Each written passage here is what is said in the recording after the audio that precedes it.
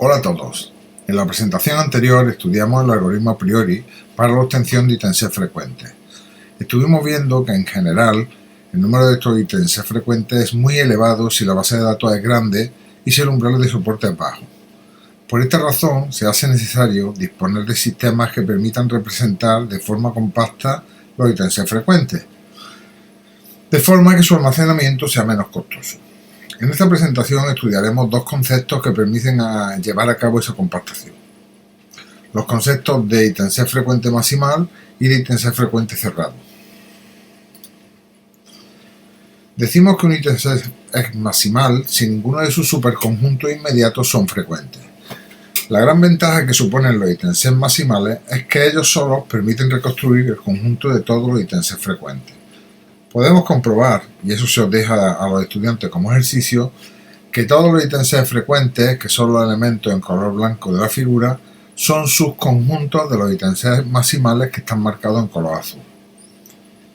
A pesar de proporcionar una representación muy compacta, los ítems maximales tienen un problema, y es que no almacenan información sobre los soportes de sus subconjuntos. Por tanto, si quisiéramos reconstruir la estructura en capas completas utilizando soportes, tendríamos que realizar una pasada adicional a la base de datos para conocer los soportes. A continuación veremos otra forma que sí almacena esta información. Decimos que un ítem es cerrado, closed, si alguno de sus superconjuntos inmediatos tiene el mismo soporte que este ítem. Dicho de otra forma, un ítem no será cerrado si al menos uno de sus superconjuntos inmediatos tiene el mismo soporte que él.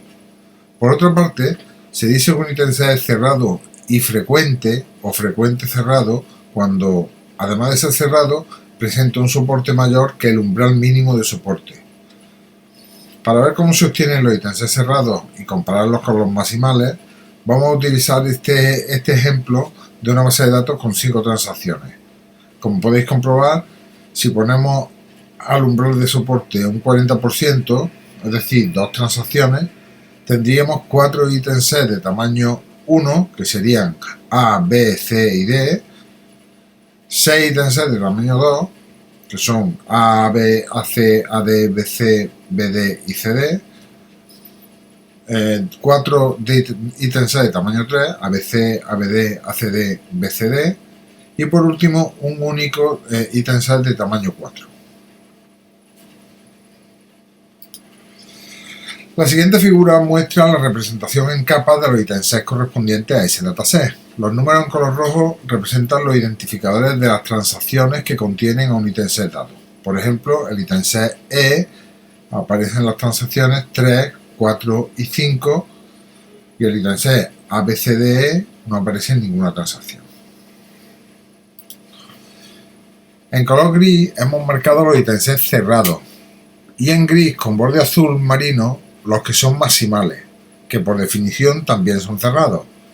El interés en manejar ítems frecuentes cerrados es que nos permiten determinar el soporte de los demás ítems frecuentes. Consideremos por ejemplo el ítem AD. Al no ser cerrado, su soporte tendría que ser igual al de uno de sus superconjuntos que son ABD, ACD y ADE. Ahora bien, ¿cuál de ellos? Considerando el principio a priori, el soporte de los superconjuntos de AD no puede ser mayor que el soporte de AD. La única manera de que esto se cumpla es que el soporte de AD sea igual al máximo de los soportes de su superconjunto. En este caso, el del ACD. Si aplicamos este razonamiento, podemos conocer los soportes de todos los ítems no cerrados a partir de los soportes de los ítems cerrados que sí habrían sido almacenados. El siguiente ejemplo ilustra de nuevo la ventaja de usar ítems cerrados frecuentes. Consideremos el conjunto que está en esta figura, que contiene 15 transacciones y 30 ítems.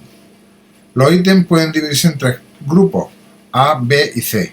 El primer grupo contendría los ítems desde A1 hasta A10, el segundo grupo el que contiene los ítems desde B1 hasta B10, y el tercer grupo contiene los ítems desde C1 hasta C10. Si suponemos que el soporte mínimo es de 1/3, tendríamos que el número de ítems frecuentes sería 3 por 2 elevado a 10 menos 1. siendo 2 por 10 elevado a 10 menos 1 el número de ítems frecuentes correspondiente a cada una de las zonas que hemos marcado en amarillo. Sin embargo, con solo 3 ítems cerrados frecuentes, uno de ellos que sería el formado por A1, A2, A3, A4, A5, A6, A7, A8, A9 y A10, un segundo ítem cerrado frecuente formado por B1, B2, B3, B4 hasta B10 y un tercer ítem frecuente formado desde C1 hasta C10, tendríamos perfectamente descrito el conjunto, lo cual supone una reducción de espacio bestial, de 3 por 2 elevado a 10 hasta 3.